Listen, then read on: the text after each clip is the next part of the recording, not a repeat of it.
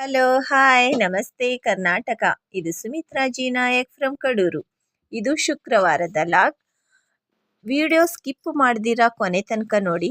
Video ಕೊನೆಯಲ್ಲಿ health tip ನಿಮಗಾಗಿ. ಬೆಳಿಗ್ಗೆ ಎದ್ದು ಬಾಗಿಲಿಗೆ ನೀರು ಹಾಕಿ ಹಾಲು ಕರೆದು ಡೈರಿಗೆ ಹಾಕಿ ಬಂದೆ. ಆಮೇಲೆ ಅಡುಗೆ ಮಾಡಿ ಊಟನೂ ಕಟ್ಕೊಂಡು ಆಟೋ ಹತ್ತಿ ಕೆಲ್ಸಕ್ಕೆ ಹೋದೆ. ಅಲ್ಲಿಂದ ಟ್ರ್ಯಾಕ್ಟರಲ್ಲಿ ತೋಟಕ್ಕೆ ಹೋದ್ವಿ.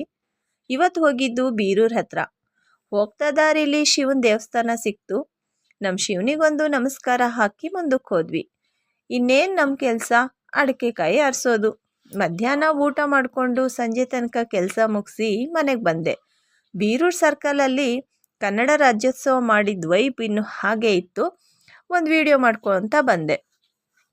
ಇವತ್ತಿನ ಹೆಲ್ತ್ ಟಿಪ್ ಏನಪ್ಪ ಅಂದರೆ, ಸಾಮಾನ್ಯ ವರ್ಗದವರು ಸುಲಭವಾಗಿ ಯಾವುದೇ ಬಂಡವಾಳವಿಲ್ಲದೆ ಎಕ್ಸ್ಟ್ರಾ ಸಮಯ ಕೊಡದೆ ಮನೆಯಲ್ಲೇ ಸಿಗುವ ಪದಾರ್ಥಗಳಿಂದ ನಮ್ಮ ಆರೋಗ್ಯನ ಹೇಗೆ ಕಾಪಾಡ್ಕೊಳ್ಳೋದು ಅಂತ.